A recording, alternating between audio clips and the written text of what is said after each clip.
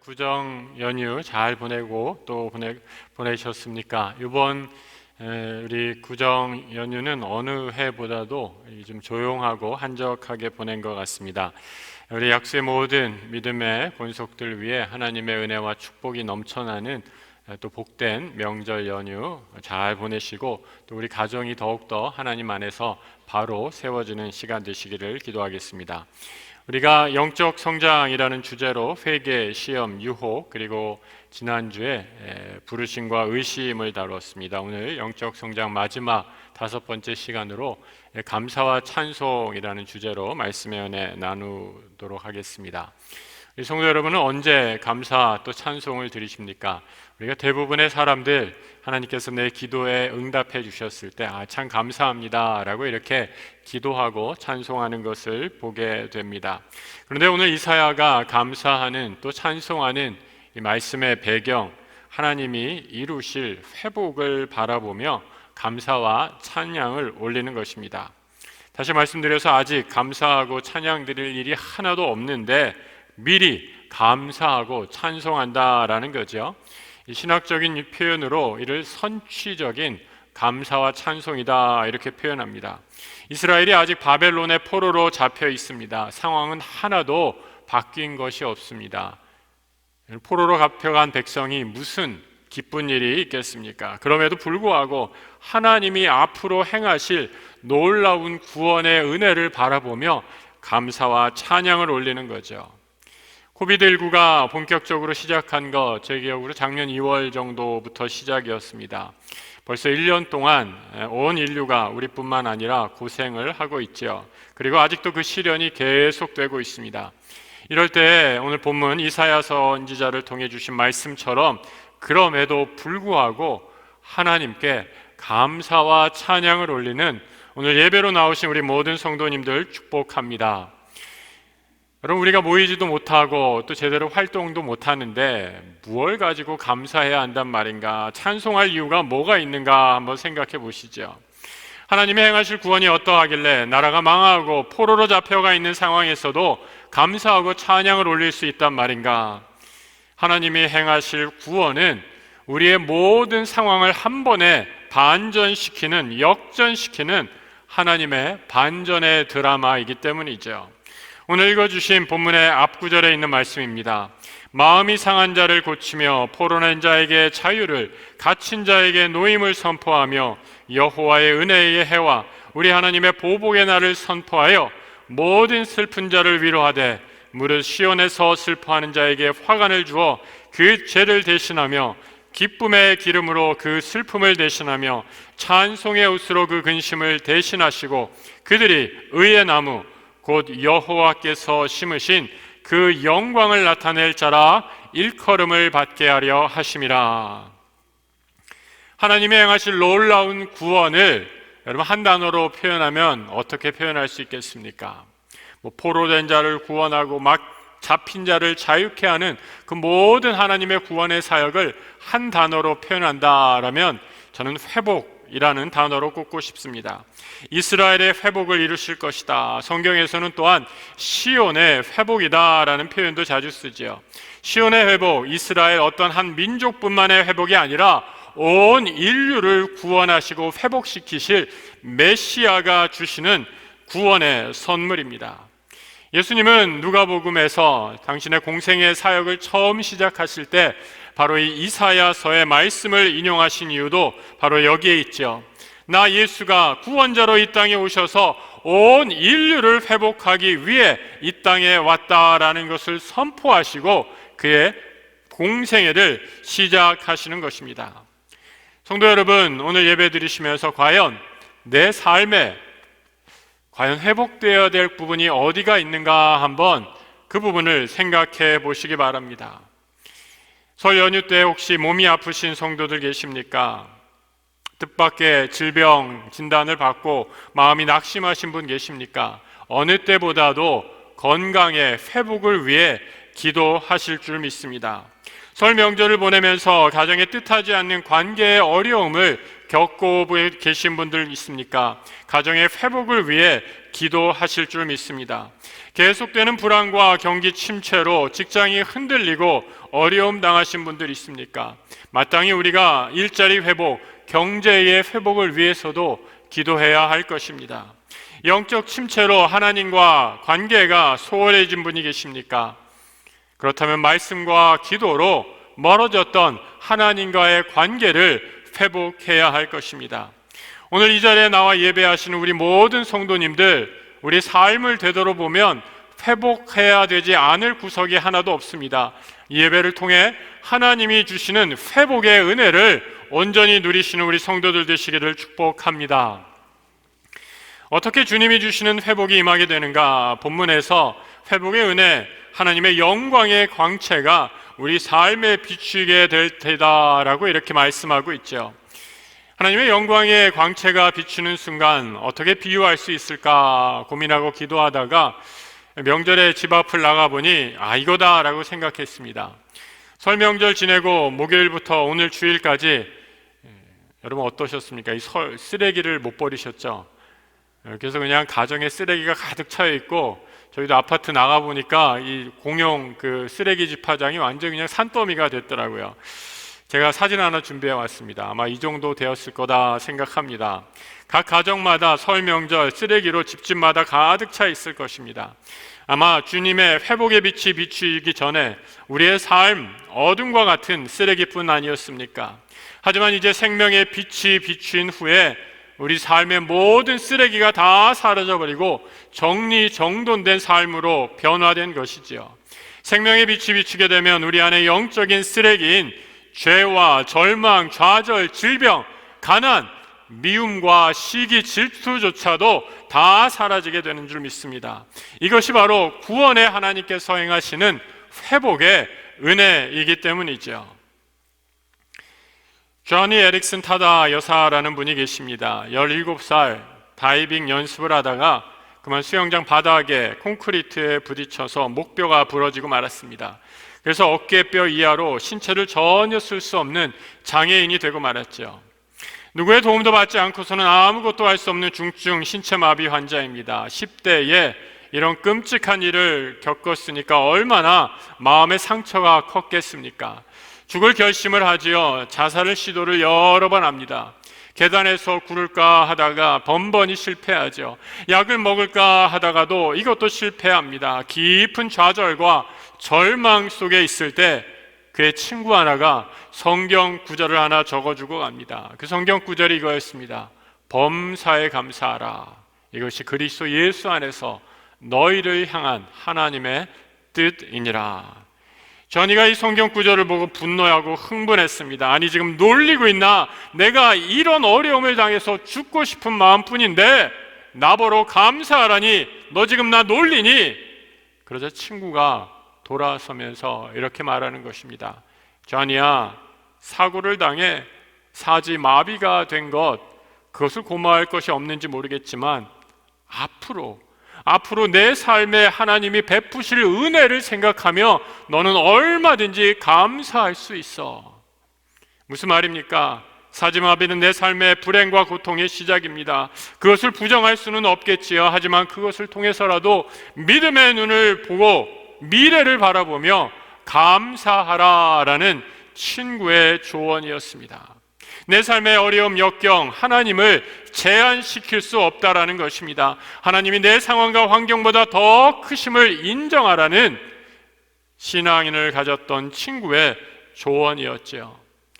저니는 처음에 받아들이기 힘들었지만 조금씩 그 말씀, 항상 기뻐하고 감사하라라는 말씀에 계속 뇌리에 남으면서 그의 생각이 조금씩 변화되어 갑니다. 내가 할 수 있는 일이 무엇인가 고민하고 생각하다가 머리 위로는 온전한 것을 깨닫게 되고 이제부터 입으로라도 그림을 그려야겠다라고 하면서 하나씩 배우기 시작합니다. 절망 중에 만난 하나님을 간증하며 그는 찬양하는 복음 전도자의 삶을 시작하게 됩니다. 하나님이 자기를 절망에서 어떻게 건져주시고 구원해 주셨는지 오히려 자신에게 임한 장애를 통해 하나님의 영광을 선포하는 복음 전도자로 바뀌게 된 거지요. 생각을 바꾸니 세상이 바뀌었습니다. 불평과 원망, 그 모든 근심과 걱정이 감사와 기쁨으로 변하게 되었습니다. 지금도 여전히 휠체어에 앉아 있지만 그 바퀴는 이전에 절망과 한숨, 누구를 원망하는 그런 탄식의 바퀴가 아니라 이제는 사람을 살리는 생명의 바퀴로 변화하면서 많은 사람들에게 주의 복음을 전했던 것입니다. 인터넷을 찾아보니까 이런 구절이 있는 것을 발견했습니다. 여러분 한번 잘 들어보시기 바랍니다. 웃을 일이 있어도 웃지 않는 사람, 여러분 어떤 사람인지 아세요? 웃을 일이 있어도 웃지 않는 사람, 사람 같지 않은 사람이라는 거예요. 여러분 제가 이런 말 할 때 확 웃으셔야 돼요. 지금 마스크를 쓰고 있으니까 웃는 게 잘 안 보이시는데 여러분 좀 웃기려고 하면 아 그래 웃기다라고 그렇게 웃기지 않아도 확 웃어주고 하셔야지 아 그분 참 반응하는 게 좋네 하고 더 신나서 말을 하게 되죠. 근데 이런 거 웃을 일이 있어도 웃지 않는 사람, 사람 같지 않은 사람이고요. 그 다음이 또 있습니다. 웃을 일이 있어야만 웃는 사람. 여러분 이런 사람 세상 사람입니다. 웃을 일이 있어야 웃는 사람, 세상 사람이다라는 거죠. 요즘 우리가 마스크하고 살아가면서 웃을 일도 없지 않습니까? 이게 다 지금 이 마스크 쓰고 여기만 보이니까 화가 나 있는 것 같아요. 그죠? 웃음도 다 가려져 있고 이 얼굴, 이 입 주위가 가려지니까 우리가 이 표정이 다 가려지는 그런 시대 속에 살고 있습니다. 그런데 여러분 마지막으로요. 우리 성도들, 크리스찬들은 어떤 사람들인가? 웃을 일이 없어도 웃는 사람, 바로 크리스찬, 하늘의 사람이다라고 말합니다. 성도 여러분, 우리의 삶에 아무리 웃을 일이 없어도 우리는 구원하신 하나님, 우리의 삶을 회복시키시는 하나님의 그 은혜로 천국의 미소로 이 땅을 살아가시는 우리 모든 성도들 되시기를 축복합니다. 하나님의 구원의 은혜를 온전히 깨닫는 사람이 누리는 축복, 바로 감사와 찬송이지요. 오늘 본문 7절입니다. 너희가 수치 대신에 보상을 배나 얻으며 능욕 대신에 몫으로 말미암아 즐거워할 것이라. 그리하여 그들의 땅에서 갑절이나 얻고 영원한 기쁨이 있으리라. 구원의 기쁨은 영원한 기쁨이라고 선포하고 있습니다. 수치를 받은 만큼 명예를 얻는데 바로 배로 보상받을 것을 말씀합니다. 우리가 항상 기뻐할 수 있는 이유 바로 메시아 예수 그리스도께서 우리에게 허락하신 회복과 치유의 은혜가 있기 때문이죠. 바울이 항상 기뻐하라, 쉬지 말고 기도하고 범사에 감사하라 라고 말씀한 이유도 바로 여기에 있습니다. 복음이 주시는 회복의 능력을 깨달았기 때문이죠. 우리가 하나님의 구원을 굳게 붙잡으면 절망적인 현실 속에서도 영원한 기쁨을 누릴 수 있습니다. 내 힘으로 하다가 실패하고 좌절하고 낭망할 수밖에 없지요. 하지만 우리의 눈을 들어 하나님이 행하시는 놀라운 구원의 역사를 바라볼 때 우리는 하나님께 내 삶을 여전히 회복하고 계시는 구원의 은혜에 감사, 찬양, 영광을 돌릴 수 있는 것입니다. 구체적으로 무엇을 감사해야 하는가? 오늘 4절에서 이렇게 말씀하죠. 그들은 오래 황폐하였던 곳을 다시 쌓을 것이며 옛부터 무너진 곳을 다시 일으킬 것이며 황폐한 성읍, 곧 대대로 무너져 있던 것들을 중수할 것이다. 무너졌던 시온성, 폐허가 된 시온성이 아름다운 도시로 회복될 것을 미리 바라보며 감사하고 있습니다. 여러분 아까 질문 드렸죠. 우리 삶에 회복되어야 될 부분이 무엇인가 한번 생각해 보셨습니까? 내 삶에 무너진 곳이 있다면 여러분 오늘 이 말씀을 붙잡고 기도하시기 바랍니다. 하나님, 우리 삶에서 내 가정에 또 내 삶의 자리에서 이곳이 무너져 있습니다. 하지만 하나님 약속의 말씀 붙잡고 회복시키시고 다시 일으키시고 무너진 것을 세우시겠다는 하나님의 약속의 말씀 붙잡고 기도하니 내 삶에 무너진 곳 회복시켜 주십시오. 기도하시기 바랍니다. 복음이 임하면 내 삶에 무너진 곳이 회복됩니다. 하나님의 바람이 임하면 세상이 가져다주는 모든 억압과 압제에서 해방되기 때문이죠.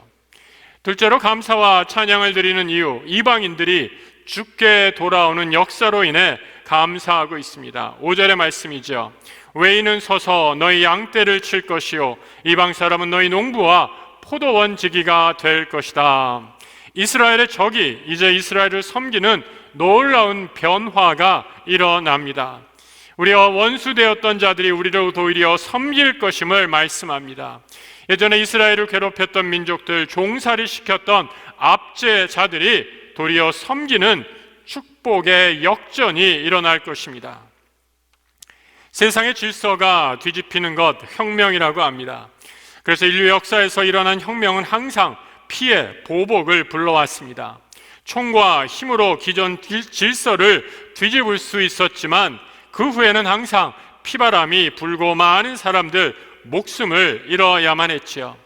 하지만 복음으로 가능한 은혜의 혁명에는 이런 희생과 보복이 따르지 않습니다. 하나님의 놀라운 회복과 역사로 이루어지는 하나님이 행하시는 생명의 기적이기 때문입니다.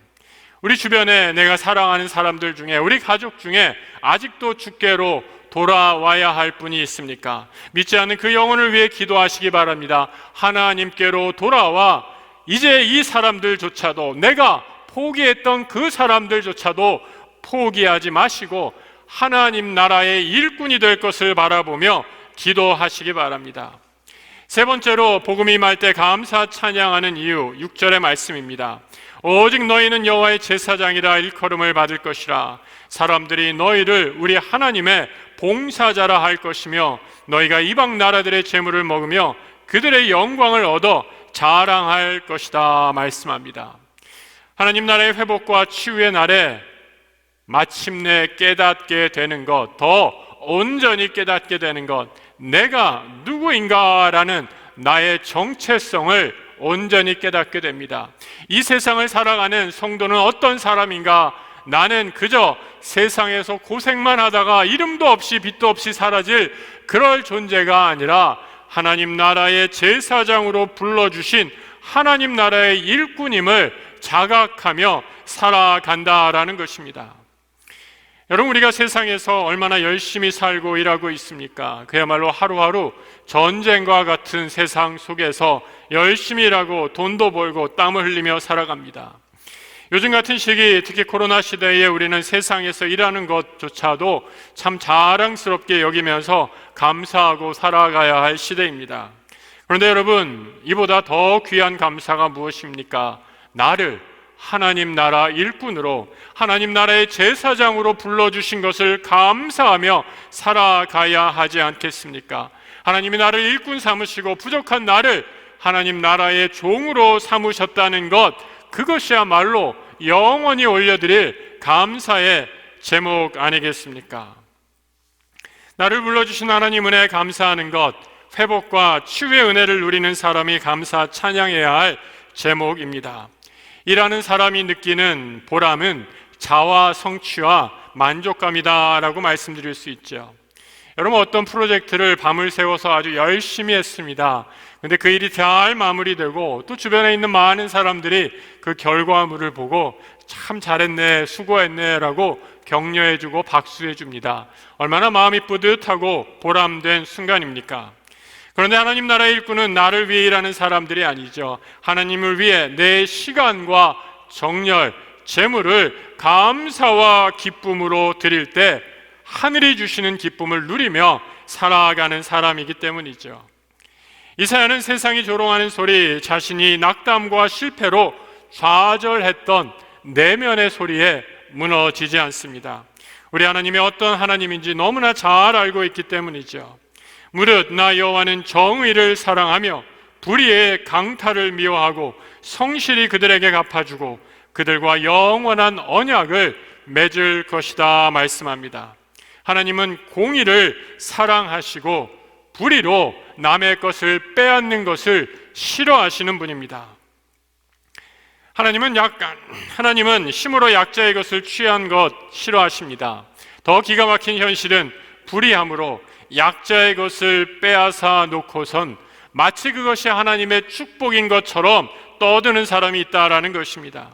우리 하나님 얼마나 싫어하시겠습니까? 하나님 반드시 보상하시는 분입니다. 여러분, 복음 때문에, 말씀으로 인해 어려움 당하시는 분 계십니까? 하나님 이를 반드시 보상하신다라고 약속하십니다. 구약의 표현을 보면 신원하시는 하나님 이렇게 말씀하시지요. 거룩한 여호와 하나님, 당신의 거룩한 이름을 지키시기 위해 억울한 일 당하고 고난 당하고 재산을 잃고 세상에서 조롱과 고초를 받게 될 경우 우리 하나님 반드시 갚아 주신다 말씀합니다. 다윗도 보상해 주시는 하나님을 찬양하죠. 여호와께서 나를 위하여 보상해 주시리이다. 예수님은 팔복에서 이를 더 분명히 말씀해 주십니다. 의를 위하여 박해를 받는 자는 복이 있나니 천국이 그들의 것입니다. 하나님 나라 천국을 복음을 위해 핍박받는 자를 위해 준비해 놓으시겠다 약속하십니다. 아주 오래전의 일입니다. 제가 막 유학생 시절 시작해야 되는데 이 책을 사야 되는데 이 돈이 없는 거예요. 이 신학 책들은 뭐 보통 소설책이나 그냥 일반 서적이랑 달라서 사람들이 별로 안 사보잖아요. 그러니까 두께도 아주 두껍고 가격도 아주 비쌉니다. 처음 시작하다 보니까 이 통장 개설도 못하고 돈이 한 푼도 없는 거예요. 뭐 부모님에게 그러니까 돈을 붙여달라라고 할 수도 없고 그저 기도만 했습니다. 그런데 놀라운 일이 일어났어요. 저와 수업을 같이 듣고 있는 이 동방정교회 매튜라는 수사 친구가 있었는데 이 친구가 저에게 봉투를 딱 내미는 거예요. 이게 뭐냐 이러니까 자기네 교회에서 지금 장학금을 마련했는데 이 장학금 자기를 위해 쓰는 게 아니라 이 매튜 본인을 위해 쓰는 게 아니라 주변의 어려운 친구들을 위해서 도와주라라는 명목으로 장학금을 마련해서 나눠줬다는 거죠. 그래서 자기가 이 돈을 받고 누구를 위해 줄까 이렇게 기도하다가 제 얼굴이 떠올랐나 봐요. 제가 수업 시간에 영어도 못하고 하도 고생하고 있으니까 제가 얼마나 불쌍하게 보였는지 이 친구가 제 얼굴이 떠올라서 야 이거 너한테 우리 교회에서 주는 장학금이야 라고 이렇게 그 봉투를 내밀었습니다. 제가 얼마나 감격하고 감사했는지 모릅니다. 열어보니까 100불이 들어있더라고요. 그래서 그 돈으로 책을 사고 첫 학기 책을 사서 공부했던 그런 기억이 있습니다. 저는 지금도 그 일을 생각할 때마다 시편에 이 보상하시는 하나님 기억하며 감사하고 되새깁니다. 나를 위해서 보상해 주신다. 이 히브리 말 가마르라는 동사가 쓰인 말입니다. 마치다, 끝내다 라는 의미를 지니고 있습니다. 하나님 우리의 모든 필요를 아시고 가장 좋은 때에 채우시고 마치시고 완성해 주심으로 보상하시는 하나님이십니다. 하나님을 위해 고난받고 때로 피눈물 흘리며 억울한 일 당하고 분한 일이 있다 할지라도 우리가 그 순간에조차 감사하고 기뻐할 수 있는 이유, 바로 구원의 영원한 기쁨을 우리에게 허락해 주셨기 때문이죠. 오늘 61장 10절의 말씀을 같이 한번 읽어보겠습니다. 내가 여호와로 말미암아 크게 기뻐하며 내 영혼이 나의 하나님으로 말미암아 즐거워하리니 이는 그가 구원의 옷을 내게 입히시며 공의의 겉옷을 내게 더하심이 신랑이 사모를 쓰며 신부가 자기 보석으로 단장함 갚게 하셨음이라. 하나님이 나의 기쁨이 되십니다. 이사야 선지자는 그 기쁨 마치 새 신랑이 신부를 맞이하는 기쁨으로 천국에서 하나님께서 나를 맞아 주실 것을 생각하며 노래 감사 찬양하고 있습니다. 하나님과 함께 천국에서 만날 그날을 생각하니 이 땅에서 어떤 고난과 시련도 견딜 힘과 능력을 얻게 되는 것이지요. 이런 기쁨은 결코 인위적으로 내가 기뻐해야지라고 해서 얻을 수 있는 것이 아닙니다. 오직 하늘로부터 내리시는 샘솟는 기쁨이기 때문이죠. 우리의 영적 성장의 마지막 단계, 바로 우리의 참된 회복이시고 우리의 참된 치유자 되신 메시아 예수 그리스도를 바라보며 늘 감사와 찬양을 올리는 것입니다. 주님이 나를 고치실 것입니다. 주님이 나를 회복시킬 것입니다. 그 구원의 은혜로 오늘도 어떠한 처지와 형편에서도 감사와 찬양을 올리시는 하나님의 백성들 되시길 우리 주님의 이름으로 축복합니다. 기도하겠습니다. 하나님 아버지, 예수 그리스도 우리 삶의 참된 치유와 회복을 허락하시는 주님을 우리에게 허락해 주심에 감사드립니다. 주님이 주시는 회복과 치유로 우리 삶의 영원한 기쁨과 감사 찬양이 넘쳐나는 복된 천국 백성의 삶 살게 하여 주옵소서. 우리 주 예수 그리스도의 이름으로 기도드립니다. 아멘.